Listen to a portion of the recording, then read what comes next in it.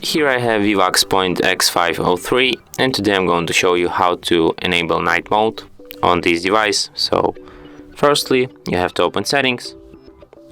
Next you have to enter display section, and here you have this eye comfort function. This is basically just a night mode. You can switch it here, you can change its intensity here, and you can also add a schedule for this mode. You can set it on custom time, or you can just set it from sunset to sunrise. And you can also switch night mode here at the upper bar. And that's it.